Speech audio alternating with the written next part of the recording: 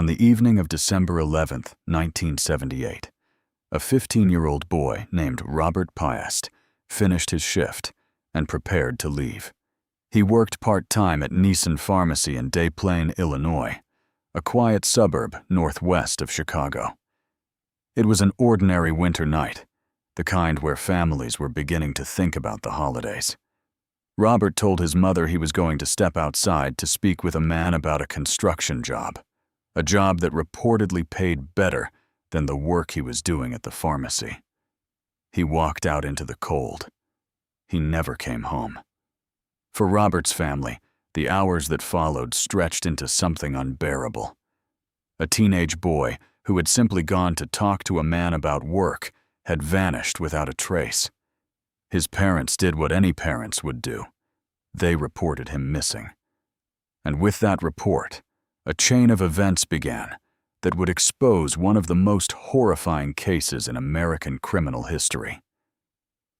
When the Des Plaines police began to investigate Robert Piest's disappearance, they worked the problem the way any missing persons cases worked, by retracing the last known steps of the person who vanished. Who had Robert spoken to? Where had he gone? And most importantly, who was the last person known to have seen him alive? The answer led them to a name. The man Robert had gone to meet about that construction job was a local contractor. Robert had reportedly gone to this man's house to discuss the work. That man was John Wayne Gacy. To the people who knew him around the suburbs of Cook County, Gacy did not look like a man who would draw the attention of homicide detectives. He ran a construction and contracting business. He was active in his community. He was known, in some circles, for dressing as a clown and performing at parties and events, a detail that would later give this case the grim nickname by which it is still remembered, the Killer Clown. But in December of 1978, to the detectives working the Piest case, Gacy was simply the last person known to have seen a missing 15-year-old boy. That fact alone was enough to bring him under scrutiny. What investigators did not yet know was that Gacy already had a documented criminal history involving a teenage boy, a history that stretched back a full decade. In 1968, while living in Waterloo, Iowa, Gacy had pleaded guilty to sodomy involving a teenage boy. For that crime, he received a 10-year prison sentence. But he did not serve anything close to 10 years. Gacy served roughly 18 months before being paroled in 1970. He returned to Illinois, rebuilt a life, started a business, and folded himself back into the fabric of ordinary suburban existence. That prior conviction, that 10-year sentence cut short after 18 months, is a fact that hangs over everything that came afterward. As the investigation into Robert Piest's disappearance intensified, detectives took a step that would prove decisive. They obtained a search warrant for Gacy's home, and on December 13, 1978, just 2 days after Robert Piest was last seen, police searching that house found something that connected Gacy directly to the missing boy. Inside Gacy's home, investigators recovered a photo receipt from the pharmacy where Robert Piest worked. Think about what that means. A receipt belonging to the world of a 15-year-old boy, a boy who had gone missing, was sitting inside the home of the last man known to have seen him. That single piece of paper was a thread, and once investigators began to pull on it, the entire fabric of Gacy's carefully maintained life began to come apart. But the pharmacy receipt was not the only thing that surfaced. During the course of the investigation, police also discovered the high school ring of another missing boy, a young man named John Syke. This was the moment the case stopped being about a single missing teenager. A pharmacy receipt tied to Robert Piest. A class ring belonging to a different missing person entirely. The presence of items connected to more than one missing young man inside one house told investigators that they were no longer looking at an isolated disappearance. They were looking at something far larger, and far darker.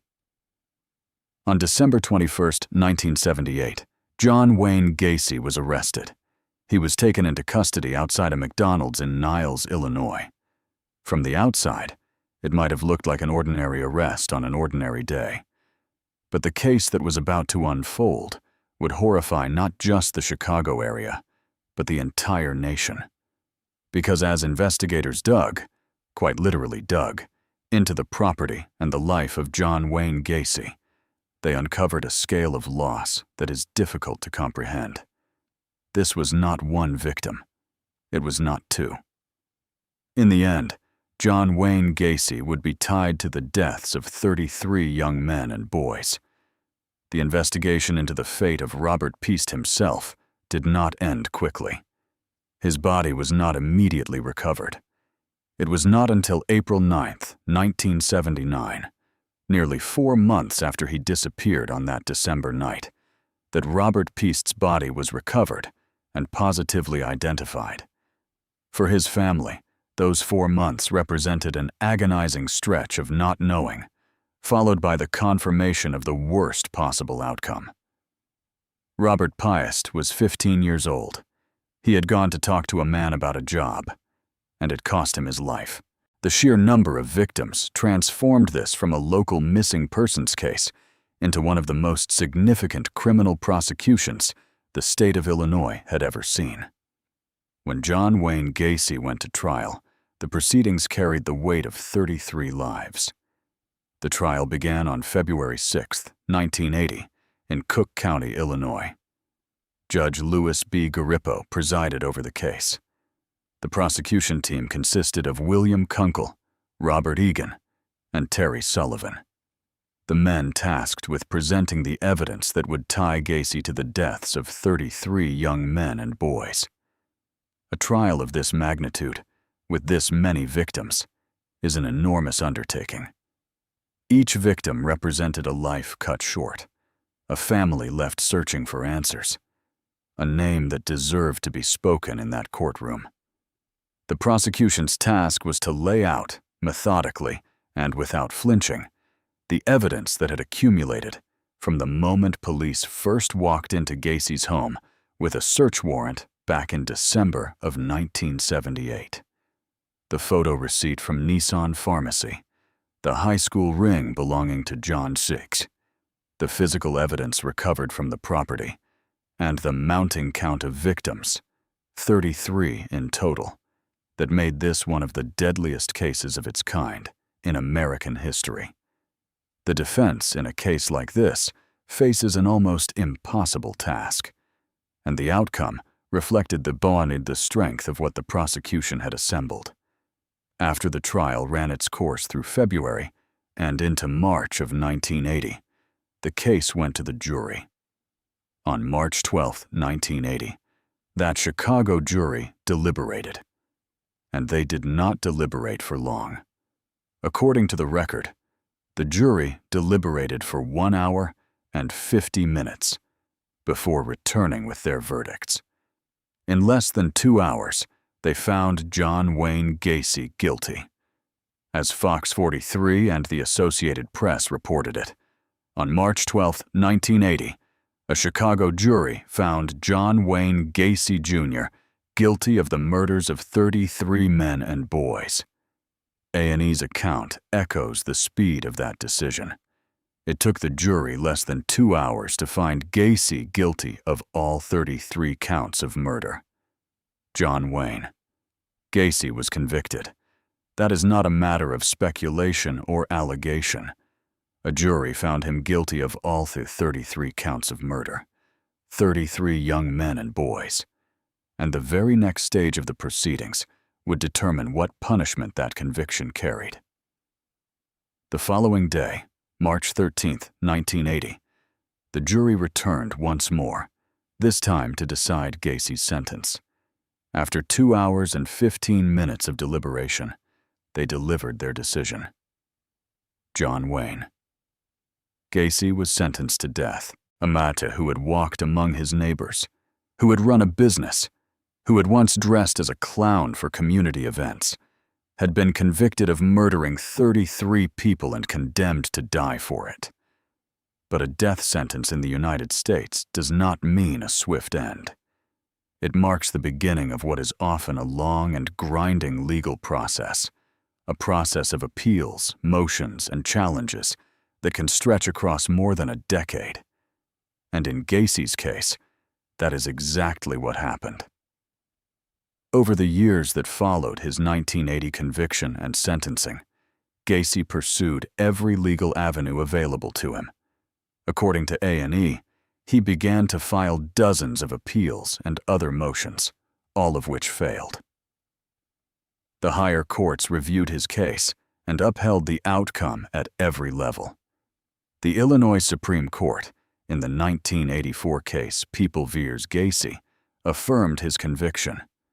The federal courts examined his claims as well. In 1993, the Seventh Circuit Court of Appeals, in the case Gacy v. Wellborn, held that he was not entitled to collateral relief.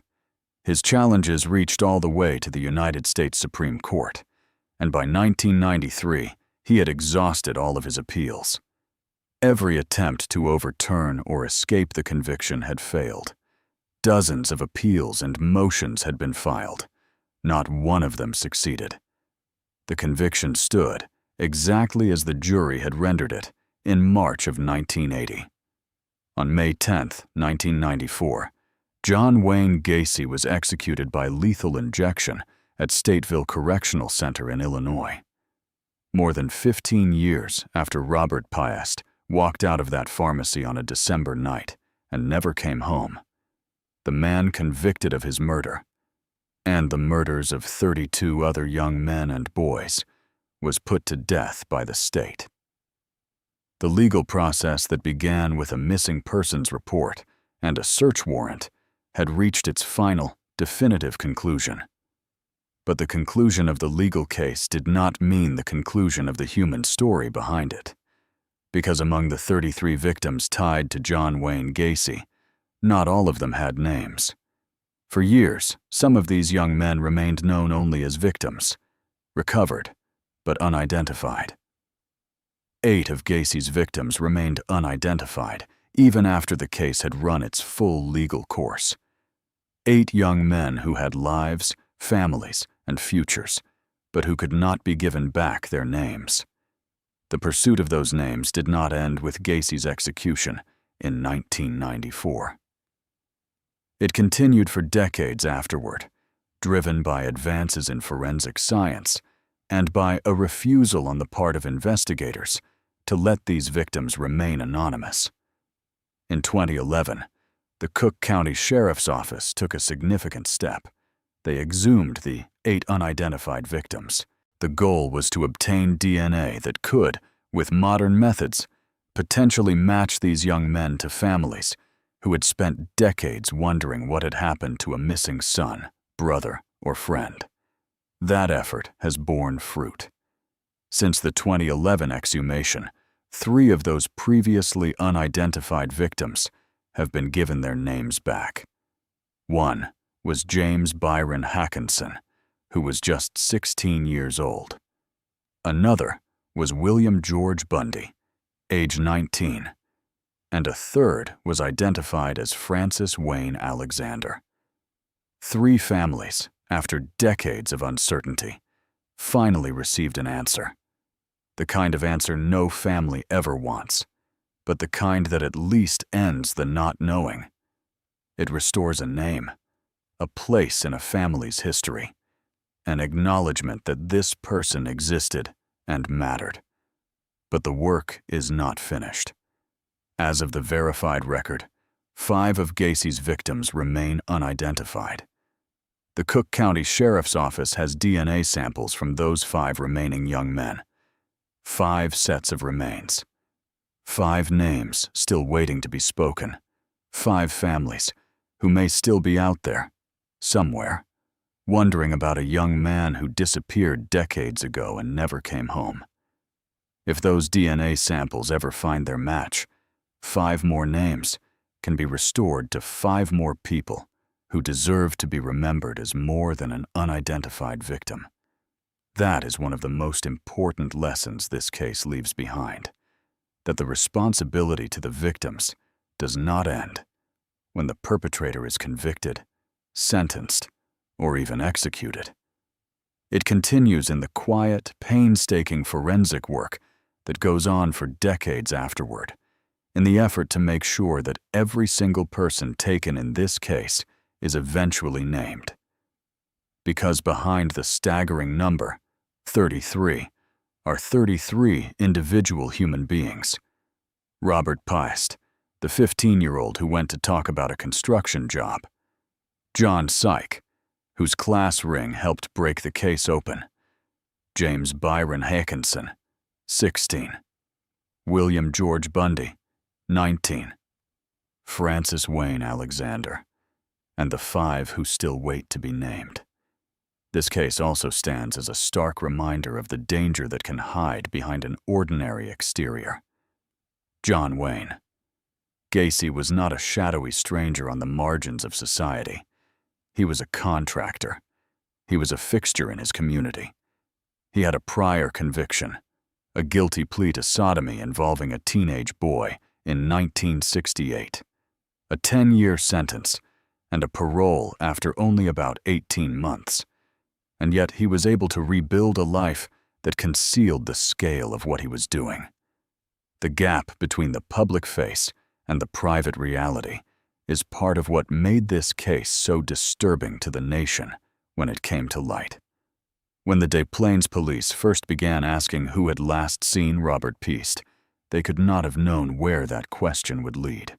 They followed the evidence: a last known contact, a search warrant, a photo receipt, a class ring. And that evidence held.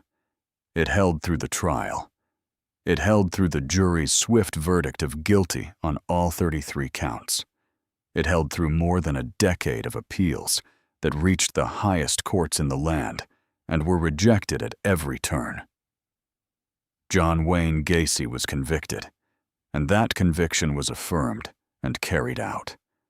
And still, the search for full justice continues in the form of 5 names, not yet recovered.